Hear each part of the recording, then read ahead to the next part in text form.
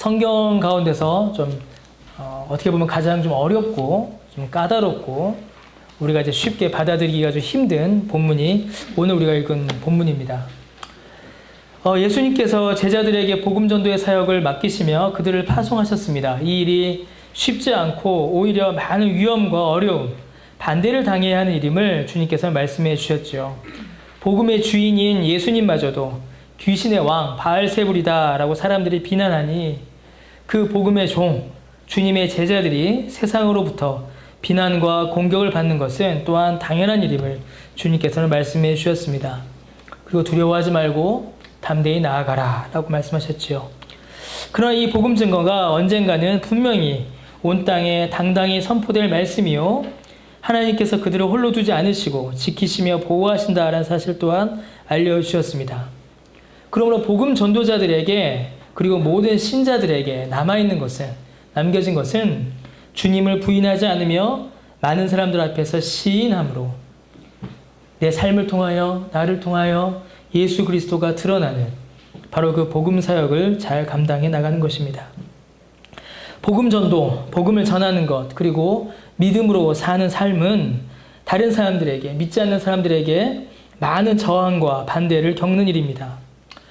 세상이 추구하는 가치, 삶의 원리와는 너무나도 다르기 때문이죠. 왜 분위기 깨냐부터 시작해서 왜 유독 너만 그렇게 유난을 떠느냐, 그런 어떤 비아냥과 조롱에서 그치는 것만이 아니라 실제로 경제적인 피해와 손해, 사회적 손해를 보게 됩니다.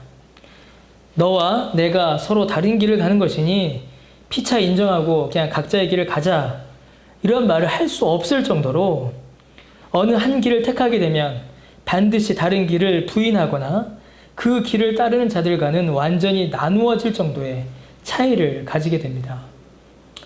믿음으로 사는 삶과 믿음으로 살지 않는 삶은 어떻게 보면 함께 공존하기가 매우 어렵습니다. 나와 다른 사람이 공존하기도 어려운데 내 안에서 예수 믿는 삶과 예수 믿지 않는 삶이 공존하는 것은 거의 불가능에 가깝죠. 이론적으로. 근데 여러분, 우리의 삶은 어떻습니까? 그 힘든 일을 해내요. 이론적으로 그렇게 함께 할 수 없는 그런 삶의 모습이 우리의 삶 가운데 나타나 버립니다. 마치 천국과 지옥의 차이만큼이나 하늘과 땅의 차이만큼이나 두 길, 믿음으로 사는 길과 믿음으로 살지 않는 길이 서로 다른 길이며 서로 함께 할 수 없는 그런 차이를 가지고 있습니다. 주님께서는 이 복음의 길이 당하게 될, 그리고 그 길에 있는 신자가 겪게 될 일들을 더하여 자세히 설명해 주십니다.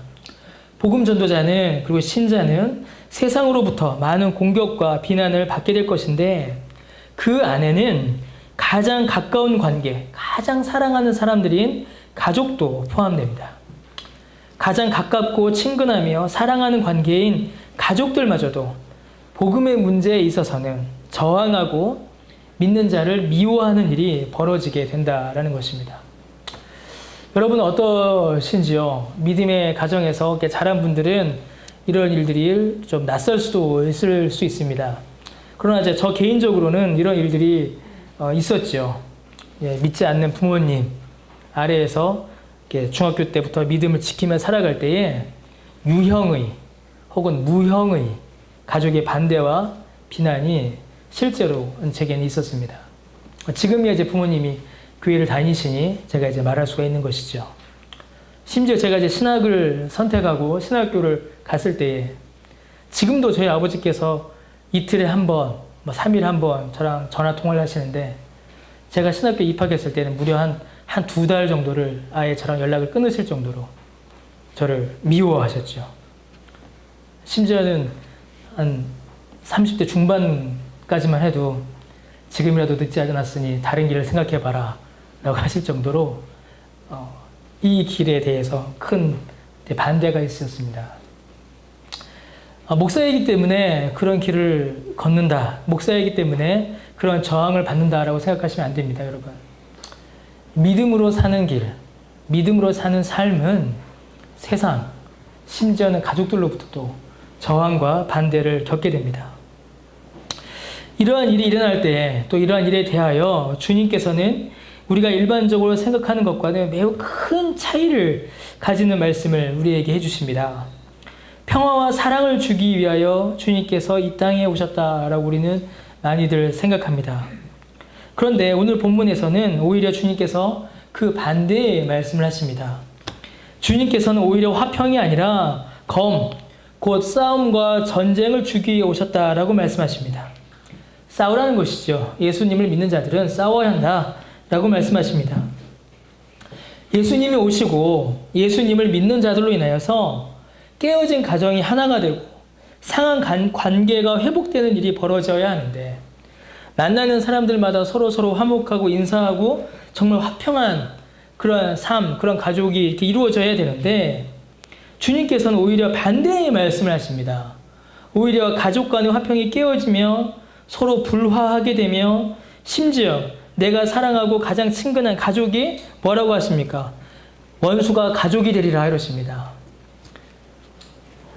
여기 본문에서 불화하게 한다라는 말씀의 원래의 뜻은 둘로 쪼개다, 둘로 나누다라는 의미입니다. 가장 사랑하고 친근하며 아끼는 가족이 서로 미워하고 원수가 되는 것은 물론이요, 서로 나뉘어져서 결코 함께할 수 없는 관계가 될 수 있다라는 것입니다. 우리가 생각하는 일반적인 기독교, 주님의 가르침과는 다르지요. 심지어 주님께서는 내가 그렇게 하려고, 그것을 위하여 이 땅에 왔다라고 말씀하십니다. 예수님께서 주시는 평화와 하나됨, 예수 믿는 자들이 기대하고 또 세상이 예수 믿는 사람들에게 기대하며 또 세상이 일반적으로 종교에 대하여서 기대하는 그런 어떤 덕목과 가치들, 그 평화와 화평, 그 다음에 연합, 하나됨, 이런 것들은 찾아볼 수 없고, 오히려 가정이 깨어지고 갈등과 반목으로 점철된 그런 기독교의 모습을 보여주고 계십니다. 이를 어떻게 이해해야 하며 이를 통해 주님께서 주시는 교훈이 무엇인지를 아는 것은 여러분 매우 중요합니다. 여러분, 우리는 먼저 주님께서 말씀하시는 화평의 본질이 무엇인지 우리는 알아야 합니다. 주님께서는 분명히 우리에게 화평을 주러 오셨습니다. 그러나 여러분, 우리가 착각하지 말아야 하는 것이 있는데, 주님께서 말씀하시는 화평은 사람과 사람 사이의 화평, 사람과 사람 사이의 화목함, 사람과 사람 사이의 친절함과 친밀함이 아닙니다. 그걸 오해하시면 안 돼요. 주님께서 우리에게 주시는 화평은 사람과 사람 사이의 화평이 아니라 죄인이 하나님과 누리는 화평입니다.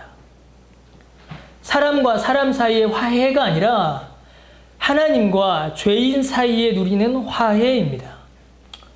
죄로 말미암아 심판을 받아 영원한 저주 아래에서 결코 하나님과 화목할 수 없는 죄인이 예수 그리스도의 십자가의 보혈로 말미암아 그 은혜에 의지하여 하나님께 나아갈 담력을 얻고 하나님과 화목하게 되는 것, 그것이 주님께서 주시는 화평의 본질입니다. 그리스도께서는 십자가의 죽으심으로 이 화목을 이루셨고, 우리는 이를 믿음으로 그 화목을 소유하게 됩니다. 여러분, 사람 사이의 화평과 화목은 이에 따라오는 결과물이지 그 자체가 주께서 주시는 화평, 주께서 주시는 화목, 주께서 주시는 평화의 본질이 아닌 것입니다. 사람 사이의 화평과 화목은 얼마든지 가장할 수 있고 얼마든지 거짓으로 꾸며낼 수 있습니다. 우리가 조금만 노력하면 돼요. 그러나 주님께서 정말로 우리에게 주시는 것은 우리가 할 수 없는 화목이요, 우리 힘으로 얻을 수 없는 화평입니다. 죄로부터 용서함 받아 하나님과 화해하는 것입니다. 여러분, 그러면 어떤 일이 벌어지게 될까요? 하나님과의 화해, 하나님과의 화평은 필연적으로 반드시 죄를 미워하고 거부하는 일을 우리 안에 일으킵니다. 공자님이 말씀하셨죠. 모든 사람의 친구가 될 수 없다. 군자의 친구는 도둑의 친구가 될 수 없다. 공자님 말씀이에요. 세상의 철학, 공자도 그 이치를 아는데 여러분, 우리는 그 이치를 알고 있는지요? 하나님을 사랑하고 죄로부터 용서받아 하나님과 화목하는 이 화평은 반드시 죄를 미워하고 거부하는 것으로 우리 가운데 나타납니다. 하나님과도 화목하고 죄와 세상과도 화목할 수 없습니다. 죄와 세상과의 화목을 끊고 하나님과 화목하게 되는 것이 주님께서 주시는 화평의 본질입니다. 여러분, 그러니 어떤 일이 벌어질까요? 여전히 죄와 세상 아래에 있는 자들과 화목할 수 없게 되는 것입니다. 심지어 그가 아무리 친하고 사랑하는 가족이라 할지라도 말입니다. 제가 대학 4학년 때, 저 이제 제대하고 한 1, 2년 방황하다가 이제 회심을 했거든요. 예수님을 다시 믿었거든요. 그러니까 늦게 믿은 것이죠. 예수님을 어떻게 보면. 제가 예수님을 믿기로 이제 선언하고 친구들에게 난 이제 예수를 믿을 것이다. 난 이제 목사가 될 것이다. 라고 말을 했을 때 제 대학 여러분 이 얘기 들었죠? 몇 번 했습니다. 제 멱살을 잡고 갑자기 막 흔들면서 우리 수환이 살려내, 우리 수환이 살려내 그랬습니다. 너 뭐하냐? 그러니까 우리 수환이 살려내. 예전에 나랑 같이 술 마시고 예전에 나랑 같이 담배 나누어 피던 우리 수환이 살려내. 예전에 나랑 같이 제기시장에서 밤새 술 먹던 우리 수환이 살려내. 제 군대 동기, 대학 동기였거든요. 세상도 아는 것이에요. 세상도. 예수를 믿는 믿음은 세상과 화평할 수 없다. 예수님을, 하나님을 사랑하는 것은 세상과 화목할 수 없다. 세상이 알아요. 근데 우리가 모릅니다. 근데 우리가 몰라요. 화평하려고 합니다. 세상과 섞이려고 하죠. 아무리 친하고 사랑하는 가족이라 할지라도 죄와는, 세상과는 우리가 화목할 수 없습니다. 여러분, 주님은 또한 분명히 갈등과 반목이 아닌 하나됨을 우리에게 주십니다. 그러나 그 하나됨 역시 복음 안에서 누리는 하나됨입니다. 우리는 세상과 화목할 수도 죄와 하나가 될 수도 없습니다. 거룩한 성도의 모임이 타락한 세상의 모임과 섞여 하나 될 수 없어요. 거룩한 성찬의 자리에 진탕 먹고 마시고 즐기는 파티를 섞을 수 없는 겁니다. 거룩한 성도의 예배에 세상의 음란함을 섞어 하나님을 예배할 수가 없는 것이에요. 거룩은 구별되는 것이고 성도는 구별된 자입니다. 예수 그리스도의 복음 안에서 유대인이나 헬라인이나 이방인이나 모두가 하나입니다. 어떻게 하나 되나요? 거룩한 백성으로, 구원받은 백성으로 하나 되는 것입니다. 그러나 죄와 세상은 그 하나 안으로 들어올 수가 없습니다. 오히려 더욱더 멀어지고 만약에 그것이 우리 안에 있다면 그것을 제거해야 하는 것이 바로 세상의 이치인 것이지요. 화평의 본질은 하나님과의 화평이지 세상과의 화평이, 사람과의 화평이 아니라는 것입니다. 하나님과의 화평은, 사람과의 화평은 하나님과의 화평의 결과물로 따라오는 것이요. 세상은 우리가 불쌍히 여기며 복음을 전해야 될 전도 대상자이지 우리가 섞여야 될 상대가 아니라는 것입니다. 여러분, 이는 복음의 본질적 성격을 통하여서 더욱더 분명히 나타납니다. 여러분, 복음은 구원은 중간 단계가 없습니다. 중간 지역이 없어요. 복음은 여러분 참 어떻게 할까요? 흑백 논리입니다. 흑백 논리예요. 이원론입니다. 복음은 이거 아니면 저겁니다. 중간이 없어요. 복음은 사람을 선명하고 뚜렷하게 구별합니다. 이 땅에 존재하는 모든 인류를 단 둘로 나눌 수 있어요. 어떻게 나눌 수 있을까요? 예수 믿어서 구원 받은 사람과 예수 안 믿어서 구원 못 받은 사람, 이렇게 딱 둘로 나눌 수 있습니다. 그 중간은 없어요. 흑인종, 백인종, 황인종, 사람 셋으로 나눈다고 하죠? 아닙니다. 사람은 단 둘로 나뉩니다. 예수 믿어 구원 받은 사람과 예수 믿지 않아 구원 못 받은 사람, 단 둘로 나뉘어요. 그 중간이 없습니다. 그래서 여러분, 복음이 어떤 역할을 하게 될까요? 복음은 어떤 사람에게는 생명에 이르는 기쁜 소식이 되지만 어떤 사람에게는 영원한 사망으로 나아가는 심판의 선언이 되고 마는 것입니다. 다르다는 것이죠. 앞에서 말씀드린 바와 같이 천국 아니면 지옥, 그 둘밖에 없습니다. 예수님을 믿어 구원을 받아 천국에서 영생을 누리던가, 아니면 예수님을 거부하고 회개하지 않으며 주어진 영원한 심판을 그대로 받아 지옥에서 영벌과 영원한 사망에 있는 것 외에는 존재하지 않아요. 그 중간은 없습니다. 천주교의 교리같이 연옥이라는 것은 존재할 수 없습니다. 만약에 그 중간 단계가 있다라고 한번 가정해 봅시다. 천주교에서 말하는 연옥이라든가 어떤 그런 것이 중간 단계, 그런 것이 있다라고 우리가 한번 가정해 봅시다. 그리고 그것이 과연 우리의 신앙에 어떤 유익을 줄 것인가. 여러분, 만약에 그 중간 단계가 있다고 한다면, 즉 사는 동안에는 내가 예수님을 믿지 않았지만 어떤 사는 동안에 좀 착한 일을 좀 해서 중간 단계에 머물다가 내 후손들이나 어떤 다른 것들로 인하여서 다시 천국에 갈 수 있다면, 이 말은 무슨 말이 될까요? 그 반대도 있다는 얘기입니다. 반대. 그렇겠죠? 이 땅에 사는 동안에 예수님을 믿지는 않았지만 착한 일 한 개 있어서 중간 단계에 머물다가 내 후손이나 어떤 다른 것으로 인하여서 어디로 갈 수도 있다는 얘기예요? 지옥으로 갈 수도 있다는 얘기예요. 그럼 내 미래를 누가 결정하는 겁니까? 하나님이 결정하시는 것도 아니고 예수님이 결정하는 것도 아니고 내 자손이 결정하는 겁니다. 내 자손이, 내 자식이. 그것이 여러분 참된 신앙의 모습이라고 할 수가 있겠습니까? 바른 신앙의 모습이라고 할 수가 없지요. 여러분, 만약에 중간 단계가 있다. 그리고 중간 단계를 인정하게 되면은 이 중간 단계는 우리의 신앙에 아무런 유익을 주지 않습니다. 오히려 악행을 더욱더 조장하고 예수님을 믿는 믿음을 유보하게 하며 믿음을 따르는 거룩한 삶 역시 그 가치를 떨어뜨리게 합니다.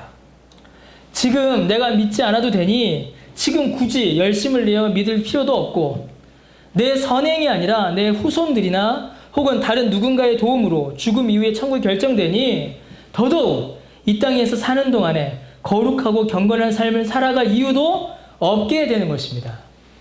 만약에 중간 단계가 존재하게 된다면 신자의 믿음을 오히려 뒤로 퇴보시키게 되고 선행의 동기를 약화시키게 되며 불신앙과 거룩하지 않은 삶을 더욱더 조장하게 됩니다. 이 땅에서 거룩한 삶을 살아갈 원동력을 잃어버리게 된다는 것이에요. 중간 단계는 아무런 유익을 우리에게 주지 않습니다. 그러나 여러분, 주님의 가르침 그 어디에도, 성경 어디에도 중간 단계가 있다라고 나오지 않고 찾아볼 수 없습니다. 명확합니다. 예수님을 믿어 구원에 이른 하나님의 자녀가 되거나 아니면 죄 가운데 머물며 사단과 사망의 종으로 끌려가거나 둘밖에 없어요. 명확합니다. 절대적이에요. 이 구별이 너무나 명확하고 또 어느 누군가가 구원의 도리를 대신 해줄 수가 없다는 것입니다. 심지어 가족마저도 그렇습니다. 심지어 가족마저도 가장 친근하고 가장 사랑하는 내 혈통인, 내 혈육인 가족마저도 이 구별을 극복할 수가 없습니다. 이게 무슨 말이에요, 여러분? 아무리 가족이라 해도 복음 앞에서는 철저히 개인으로 서게 된다는 말입니다.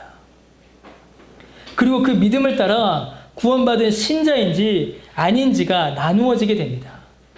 내가 아무리 가족을 사랑한다 해도 예수 그리스도를 구주로 믿기를 거부하여 받게 될 심판마저도 무효로 돌릴 수 없습니다. 내 믿음이 대신하여 그를 구원할 수 없다는 말입니다. 내가 내 남편을, 내가 내 아내를, 내가 내 부모를, 내가 내 자식을 아무리 사랑하여도 그 사랑이 주님이 정해놓으신 이 두 가지의 길을 무효화시키거나 바꿀 수 없다는 것이죠. 하나님 앞에서는 우리 개개인이 단독자로 서는 겁니다. 부모의 믿음이 자녀의 신앙이 될 수 없고 자녀의 믿음이 부모를 구원할 수 없습니다. 하나님 앞에 자기 자신의 신앙 고백으로 설 수밖에 없는 것이에요. 그래서 여러분, 한 가족이라 하여도 이 복음과 믿음에 따라 나뉘어지고 갈라집니다. 겉으로는 한 가족이요 즐겁게 지낼 수 있습니다. 이 땅 위에서 사는 동안에는 가족의 기쁨과 즐거움을 누릴 수 있지요. 그러나 마지막 심판 때에, 아니 우리가 이 땅 위에서 살다가 목숨을 다하여 주님의 심판의 보좌 앞으로 나아갈 때에 내가, 내 가족이, 내 부모가, 내 자녀가 그 심판대 앞으로 나아갈 때에 내가 얼마나 내 자녀를 사랑했는지, 내가 얼마나 내 부모를 사랑했는지, 내가 얼마나 내 배우자를 사랑했는지는 아무 의미 없습니다. 단 하나의 조건만을 주님께서 보신다는 것이죠. 너 예수 믿었느냐?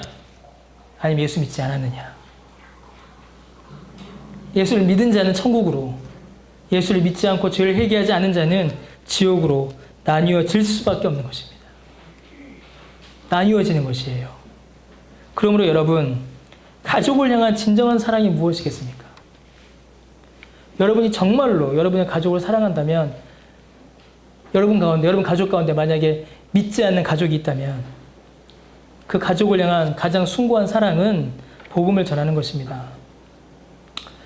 그저 갈등을 피하기 위해 복음을 감추고 심지어 나 자신도 복음과 상관없는 자처럼 있는 것이 아니라 복음을 전하는 것이, 갈등이 일어나고 소란이 일어나고 다소 갈등이 일어날 수 있어도, 다소 미움을 받을 수 있어도 복음을 전하고 생명을 전하는 것이, 그것이 가장 크고 깊고 귀한 가족의 사랑인 것입니다. 여러분, 좋은 거는 어떤 마음이 드세요? 좋은 거. 좋은 음식 먹으면 누구 생각납니까? 여러분 어떠세요? 좋은 음식 먹고 좋은 곳에 가면 아이들이 생각나고 부모님이 생각나는 게 사람의 마음입니다. 만약에 이 복음이, 천국이 정말로 우리에게 가장 귀한 것이요, 가장 좋은 것이요, 정말 우리의 생명을 결정하는 것이라는 사실을 우리가 믿는다면 믿지 않는 가족에게 그것을 어떻게 전하지 않을 수가 있겠습니까? 그럴 수 없는 것이에요. 여러분, 그럼에도 불구하고 주님의 말씀은 다소 심하고 과격하게 보이는 것이 사실입니다. 주님이 주신 화평, 주의 복음의 성격이 그렇다 하여도 아버지, 어머니를 나보다 더 사랑하고 자녀를 나보다 더 사랑하는 것은 나에게, 곧 예수님께 합당하지 않다라고 하시는 이 말씀은 부모 자식 간의 사랑, 천륜이라고 하죠. 하늘이 정하여 준 관계임에도 마치 이를 부정하고 외면하는 것, 이것이 참된 신자의 자세요, 그리스도를 향한 참된 사랑이다라고 느껴질 수 있는 그런 말씀을 주님께서 하시기 때문입니다. 실제로 이 말씀을 그렇게 이해하여 악용하는 경우들이 있습니다. 유대인들은 부모님께 드려야 할 것을 고르반, 이제 마가복음 7장에 나오죠. 고르반. 여러분 아마 그 주보에는 마태복음 15장 5절 6절을 제가 적어놨을 텐데, 이것이 부모님께 드려야 될 것, 부모님을 섬겨야 할 것을 하나님께 드림이 되었다라고 말하여 부모를 섬기지 않고 그냥 자기의 종교적 명예를 위하여 사용하는 그런 잘못을 유대인들이 행할 때가 있었습니다. 이런 모습을 주님께서 매우 강하게 비난하시죠. 10계명 중에 5번째 계명, 5계명, 내 부모를 공경하라 라는 말씀을 정면으로 위배하는 것이기 때문에 그렇습니다. 실제로 오늘날에도 많은 이단들이 이 말씀을 악용합니다. 그래서 참된 신앙의 길은 가족도 버리는 것이다 라고 말하여 많은 가정을 파탄에 빠뜨린 일이 벌어지기도 합니다. 꼭 이 말씀을 인용해요. 부모를, 자녀를 더 사랑하는 것은 합당하지 않다. 이 말씀을 악용하여서 이단들은 수많은 깨트립니다. 그러나 여러분, 예수님 자신이 먼저 육체의 어머니인 마리아를 지극히 사랑하셨습니다. 율법의 완성이신 주님께서 율법의 명령인 5계명, 내 부모를 공경하라라는 이 말씀을 앞서서 부인하실 리도 없습니다. 그럼에도 불구하고 35절과 37절의 말씀은 우리에게 상당한 부담이 되는 것이 사실입니다. 여러분, 이 말씀이 우리에게 부담과 어려움으로 다가오는 것은 주님께서 우리에게 알려주시는 가족 간의 사랑과 우리가 생각하는 가족의 사랑이 서로 다르기 때문입니다. 본질적으로 여러분, 사랑에 대한 우리의 이해 자체가 틀렸기 때문입니다. 우리는 여러분 어떤 착각에 빠지냐면, 내가 사랑한다 라고 할 때에 그 사랑이 숭고하고 완전하며 잘못될 리가 없다라는 확신을 우리 자신도 모르게 가지고 있습니다. 고린도전서 13장을 이렇게 맨날 이야기하죠. 근데 여러분, 그거는 우리의 사랑이 아니에요. 그 성경을 잘 읽으셔야 됩니다. 우리의 사랑이 아니라 하나님께서 우리에게 주신 사랑을 설명하는 겁니다. 착각하시면 안 돼요. 우리의 사랑은 완벽하게 오래 참고 온유하고 그런 일을 할 수가 없습니다. 근데 우리는 착각합니다. 내 사랑은 완벽하고 숭고하고 완전하며 잘못될 리가 없다라는 확신을 우리 자신도 모르게 가지고 있습니다. 여러분, 그러나 그렇지 않습니다. 결코 그렇지 않습니다. 우리는 타락한 존재입니다. 우리는 불완전한 존재예요. 그래서 우리의 사랑 역시 타락하여 본래의 아름다움을 잃어버렸습니다. 어느 정도일까요? 사람 사이에 사람이 행할 수 있는 사랑 중에 가장 숭고하고 아름다운 사랑이 부모가 자식을 향한 사랑입니다. 그런데 부모가 자식을 향하여 가지는 그 사랑조차도 여러분 왜곡되고 어그러지고 틀어져 버렸습니다. 결코 숭고하거나 완전하지 않아요. 우리의 사랑 역시 그 자체로 아름다움을 드러낼 수 없고 오직 하나님의 은혜 아래에 있을 때에만 비로소 참된 모습을 나타낼 수가 있는 것입니다. 여러분, 이 사실 매우 중요합니다. 주님께서는 그 어떤 것도 주님을 사랑하는 것보다 앞설 수 없음을 말씀하십니다. 부모를 사랑하는 것도 자녀를 사랑하는 것도 주님을 사랑하는 것보다, 예수님을 사랑하는 것보다 앞설 수 없습니다. 왜냐하면 여러분, 아주 중요합니다. 오늘 설교의 본론인데 주님을 사랑하는 그 사랑 안에, 주님을 사랑하는 그 사랑 아래에 부모와 자녀를 사랑하는 사랑이 있을 때에야 비로소 안전하고 복되며 합당한 사랑을 할 수 있기 때문입니다. 여러분, 이 사실은 매우 중요합니다. 왜냐하면 우리의 사랑은 그 자체로 숭고하고 완전하지 않기에 제어를 받아야 합니다. 우리의 사랑도 지침이 있어야 되고 우리의 사랑도 무언가의 제어 안에, 통제 안에 있어야 합니다. 하나님의 말씀의 통제 아래 있어야 되고 하나님의 말씀의 교훈 아래 있어야 하기 때문입니다. 또 우리가 우리의 사랑을 행할 때에 우리의 능력으로는 이를 행할 수 없기에 성령께서 도와주셔야만 합니다. 사람의 의지와 노력만으로 부모를 공경하고 사랑하기 어렵습니다. 여러분, 부모님의 사랑하지 완벽하지 않고 어떨 때는 부모가 너무 미운 경우도 있습니다. 내 부모 맞나? 내가 다른 사람에게서 태어났으면 얼마나 좋았을까? 그런 생각을 할 때도 있지요. 그러나 하나님께서는 내 부모를 공경하라 라고 명령하셨습니다. 내가 부모를 사랑하기 때문에 사랑하는 것이 아니라 율법의 교훈이 있기 때문에 사랑하는 것이며 성령께서 이를 행할 수 있도록 우리를 도우시기에 우리는 부모를 사랑할 수가 있게 되는 것입니다. 우리의 자녀 역시 온전히 사랑하는 일이 어렵습니다. 여러분, 자녀를 사랑하는 일이 온전할까요? 이제 자녀를 키우신 분들, 그리고 이제 앞으로 자녀를 키울 분들, 앞으로 결혼하여 애를 낳을 분들 한번 생각해 보십시오. 여러분, 자녀를 완전히 사랑하는 거 불가능합니다.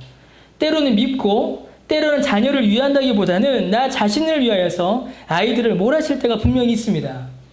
그러나 내 자녀를 노엽게 하지 말라라는 말씀의 교훈이 참된 자녀 사랑이 무엇인지 우리에게 제재하고 우리에게 가이드를 알려주며 이것을 제어하고 붙잡으며 성령께서 마음과 말과 행동을 이끌어 가십니다.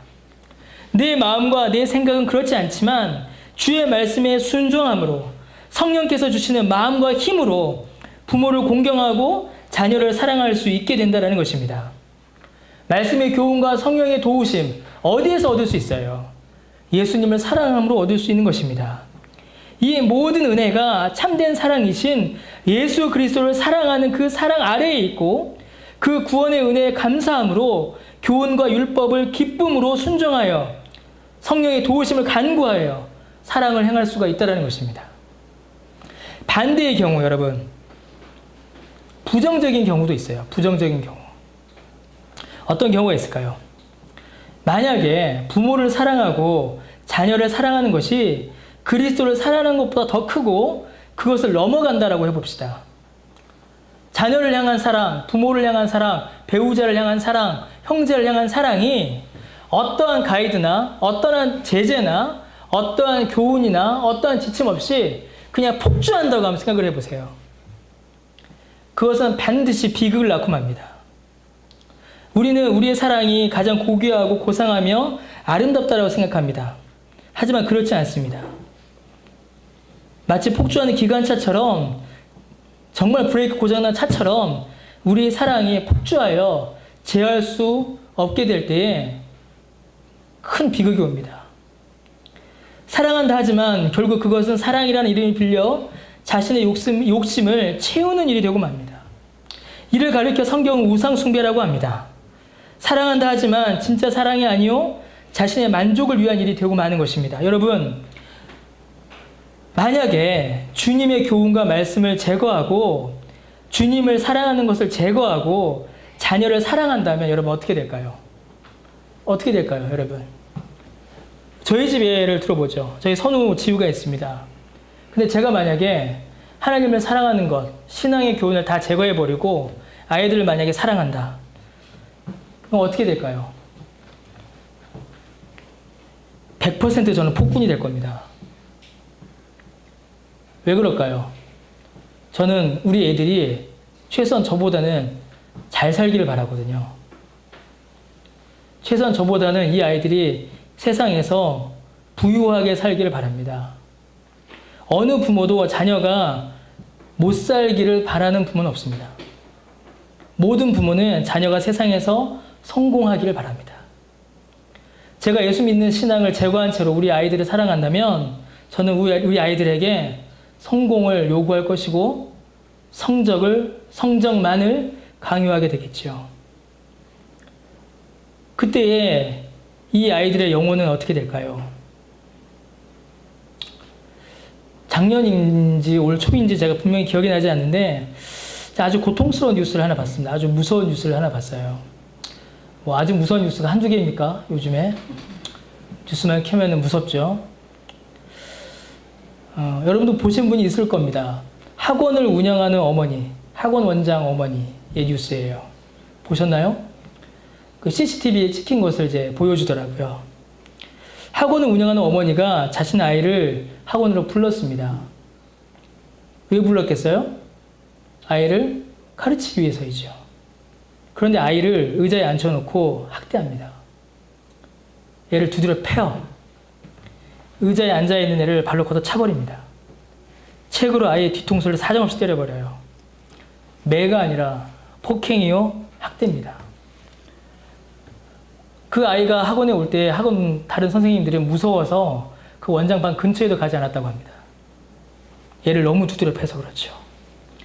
잡혔습니다. 경찰에 갔어요. 경찰에 물어봅니다. 왜 그랬습니까? 왜 아이를 그렇게 팼습니까? 이 선생님이 뭐라고 했을까요? 이 어머니가 사랑해서 그랬습니다. 이 아이가 잘 되기를 바라는 마음에서 했습니다. 여러분, 제어되지 못하고 교훈 아래에 있지 못할 때 성령께서 도와주지 않으시고 성령께서 인도하지 않으실 때에 그 사랑은 폭주하고 오히려 아이의 영혼을 망쳐놓고 맙니다. 영생이 가장 귀한 거라면서요. 구원받는 것이 가장 소중한 거라면서요. 그러나 예수 믿는 신앙보다 자녀를 향한 사랑이 앞서버리게 되면은 어떤 영적 유익도 도모하지 않게 되고 어떤 영혼의 유익도 구하지 않게 됩니다. 여러분, 자녀를 사랑하고 배우자를 사랑하셔야 합니다.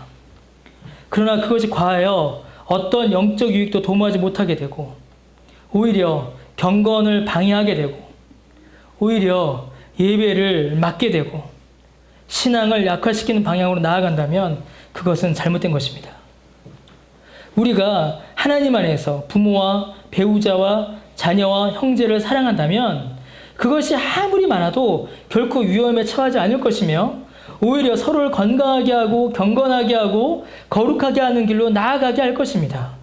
그러나 하나님 밖에서 사랑하게 된다면 그것은 인간의 타락, 탐욕과 경건하지 못함과 뒤섞여 고통으로 나아가게 됩니다. 여러분, 인간의 사랑은 그것 자체만으로는 참된 사랑을 이루어가지 못합니다. 오히려 파국으로 치닫게 돼요. 하나님 사랑 안에 속해 있을 때에 하나님을 사랑하는 그 사랑 아래 있을 때에 그 사랑은 안전하며 풍요롭고 기쁨과 만족을 누리게 됩니다. 여러분, 우리 교회가 이 사실을 분명히 하고 갔으면 좋겠습니다. 저는 지금 할 수 있는 이야기라고 생각합니다. 지금. 우리 교회가 지금 개척하여 초기에, 지금, 이때에, 지금 할 수 있는 이야기이고 지금 해야 하는 이야기다라고 저는 생각합니다. 여러분, 가족에게 신앙을 포기시키지 마십시오. 가족으로 하여금 신앙을 포기하게 하지 마십시오. 여러분, 사랑하는 사람의 신앙을 나로 인하여 포기하게끔 하지 마십시오.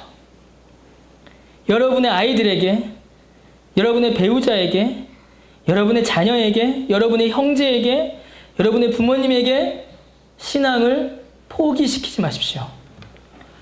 너는 열심히 공부해라. 아빠, 엄마는 교회 가서 널 위해서 열심히 기도할게. 이런 부모 되지 말라는 겁니다. 성경을 1년간 보지 말아라. 대학 가면 그때 성경 봐도 충분하다. 그런 부모 되지 말라는 것이에요. 그건 여러분 옳지 않습니다. 그건 정말 가족을 위한 길이 아니라 가족의 영혼을 망치는 일입니다. 여러분, 가장 좋은 것, 가장 소중한 것을 여러분의 자녀에게, 여러분의 배우자에게, 여러분의 부모님께, 여러분의 형제에게, 여러분의 가족에게 드리십시오. 그리고 그것을 우리 가족이 마음껏 누릴 수 있도록 여러분 도와주시기 바랍니다. 그러려면 여러분이 먼저 그것이 가장 귀하고 소중한 것임을 알고 믿어야 합니다. 하나님께서 은혜 주셔서 우리 모두에게 이 귀한 것을 아는 믿음과 지식을 주시기를 저는 소원합니다. 모든 가족이 가장 좋은 것, 가장 복된 것을 마음껏 누릴 수 있도록 돌보고 도와야 하는 책임이 우리 모두에게 있습니다. 특히 우리 믿음의 조상들은 이것이 우리 남자분들 아버지의 책임이다라고 하셨습니다. 모든 아버지와 앞으로 아버지가 될 분들에게 권면합니다. 가족이 하나님 안에서 영적인 유익을 누릴 수 있도록 가정을 잘 다스리시길 바랍니다. 하나님께서 당신을 그 가정의 아버지로 세우신 것은 이를 위해서입니다.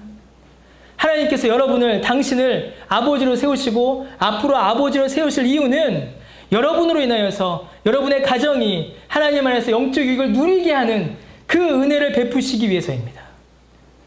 모든 아버지들, 앞으로 아버지 되실 남자분들 이 사실을 잊지 마시기 바랍니다. 모든 어머니와 앞으로 어머니가 될 분들 우리 자매님들에게 권면합니다. 자녀가 하나님 안에서 자라며 영생의 복락을 누리는 일을 가장 기뻐할 수 있도록 도와주시며 남편의 영적 리더십에 순종하심으로 가정이 교회가 되도록 함께 하시기 바랍니다. 자녀들의 영적 성장을 기뻐하며 이를 위하여 기도하며 도우시는 어머니들이 되시길 바랍니다. 모든 자녀들에게 권면합니다. 모든 자녀된 우리와 우리의 자녀들과 우리의 자녀들에게 권면합니다. 우리 애들 잘 들어라. 지훈이, 아인이, 선우, 지우, 뱃속에 있는 애들까지 다 들어. 요한도 들었으니까. 여러분, 최고의 효도는 부모님에게 복음을 전하여 드리는 것이며 믿음 안에서 성장하는 것입니다. 부모님만을 닮는 것이 아니라 예수님을 닮음으로 자라나는 것입니다.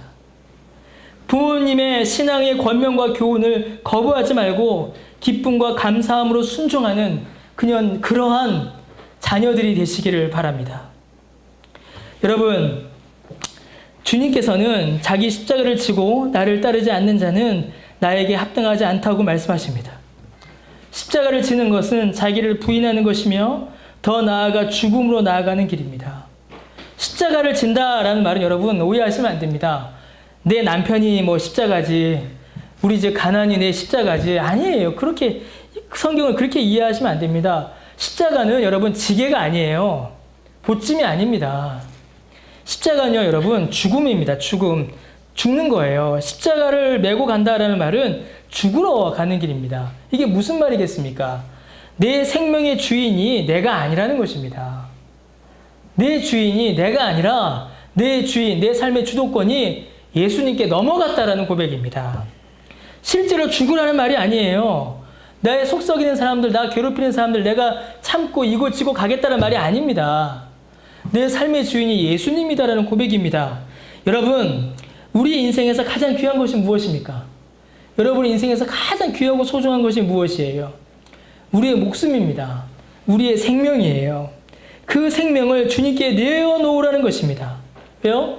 내 삶의 주인이 더 이상 내가 아니요 예수 그리스도가 되어야 한다라는 것을 이 십자가를 통하여서 우리에게 말씀해 주시는 것입니다. 여러분, 내게 있는 가장 귀한 그것, 내 목숨까지도 주 앞에 내어놓고 내 삶의 주인이 내가 아니라 예수 그리스도가 되실 때에 바로 그 가장 귀한 것, 생명을 주님께서 우리에게 주신다라고 말씀하십니다. 여러분, 우리는 많은 것에 집착합니다. 내가 생각할 때 가장 소중하고 가장 귀하고 여기는 것들이 있습니다. 그러나 그러한 것들로 인하여서 정작 가장 중요하고 소중한 것을 놓치는 실수를 해서는 안 됩니다. 그것이 무엇입니까, 여러분? 생명입니다. 구원이요 영생이고 생명의 주인 되신 예수 그리스도이십니다. 여러분, 내가 가장 사랑하는 가족에게 무엇을 주기를 원하십니까? 예수 그리스도의 생명의 복음을 주시기 바랍니다. 여러분, 나 자신에게는 무엇이 있어야 하겠습니까? 생명이 있어야 합니다. 영생이 있어야 하는 것입니다. 여러분, 우리는 무엇을 가장 소중히 여기고 있고 무엇을 가장 붙들고 있으며 무엇에 모든 것을 쏟아붓고 있습니까?